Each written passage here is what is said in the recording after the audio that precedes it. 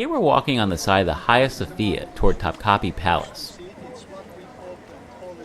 The Topkapi Palace is a large palace that was one of the major residences of the Ottoman Sultans for almost 400 years of their 624-year reign, from 1465 to 1856. The Sultan would enter the palace through the Imperial Gate, also known as the Gate of the Sultan. This massive gate, originally dating from 1478, is now covered in 19th century marble. Ottoman calligraphy adorns the structure at the top, with verses from the Quran and royal signatures of the Sultans.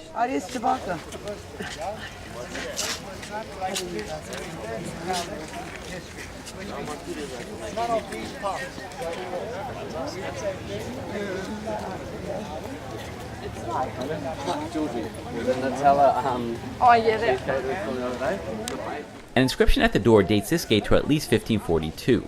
Only those with an official purpose or foreign dignitaries were allowed passage through the gate. All visitors had to dismount before this point, since only the Sultan was allowed to enter the gate on horseback. The second courtyard was completed around 1465 during the reign of Mehmed II, but received its final appearance around 1525 to 1529 during the reign of Suleiman I. This courtyard is surrounded by the former palace hospital, bakery, elite military quarters, stables, the imperial harem, and kitchens. The second courtyard was primarily used by the Sultan to dispense justice and hold audiences. This was also done here to impress visitors.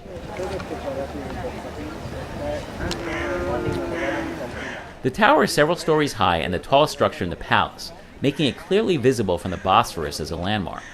The tower symbolizes the eternal vigilance of the Sultan against injustice. Everyone from afar was supposed to be able to see the tower to feel assured about the Sultan's presence. The tower was also used by the Sultan for viewing pleasures. The old tower used to have grilled windows, enabling him to see without being seen, adding to the aura of seclusion.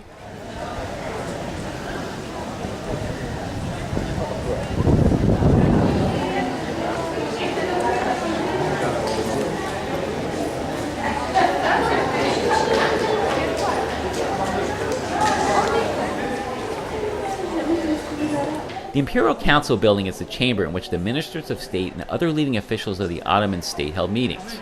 In the Imperial Council meetings, the political, administrative, and religious affairs of the state and important concerns of the citizens were discussed. In other words, the Ottoman Empire was run from here.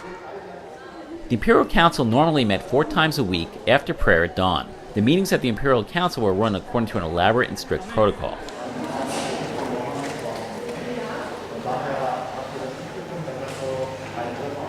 The Gate of Felicity is the entrance into the inner court, also known as the third courtyard. The third courtyard comprises the private and residential areas of the palace. The gate is a dome supported by marble pillars. It represents the presence of the Sultan in the palace. No one could pass this gate without the authority of the Sultan.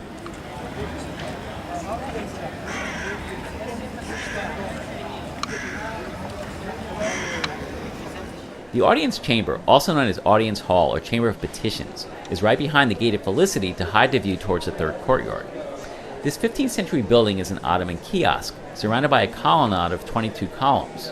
Inside is the main throne room, where the Sultan would sit on the canopied throne and personally receive the high officials and foreign ambassadors. The high officials came here to present their individual reports to the Sultan. Depending on their reports, the Sultan showed his pleasure by showering them with gifts and high offices, or in the worst case, having them strangled by deaf-mute eunuchs. The chamber was thus a place that officials reporting to the Sultan entered without knowing if they would leave here alive again. The Conqueror's Pavilion, also called the Conqueror's Kiosk, is one of the pavilions built under Sultan Mehmed II and one of the oldest buildings inside the palace. It was built around 1460 when the palace was first constructed. It houses the imperial treasury, which contains a vast collection of art, jewelry, heirlooms, and money belonging to the Ottoman dynasty. Made out of pure raw gold and decorated with diamonds. The baby cradle is made out of pure solid gold and decorated with gold.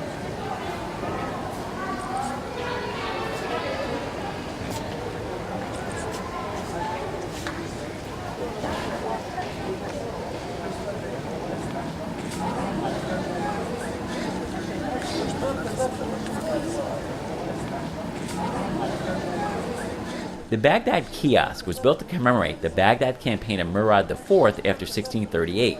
The facade is covered with marble and strips of rocks containing crystals.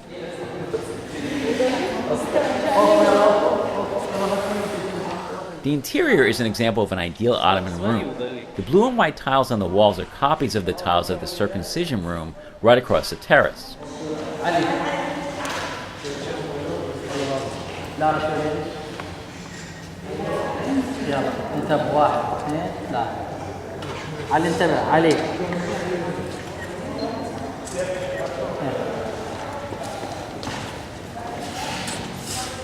With its tiles dating to the 17th century and its mother-of-pearl, tortoiseshell decorated cupboard and window panels, this pavilion is one of the last examples of the classical palace architecture.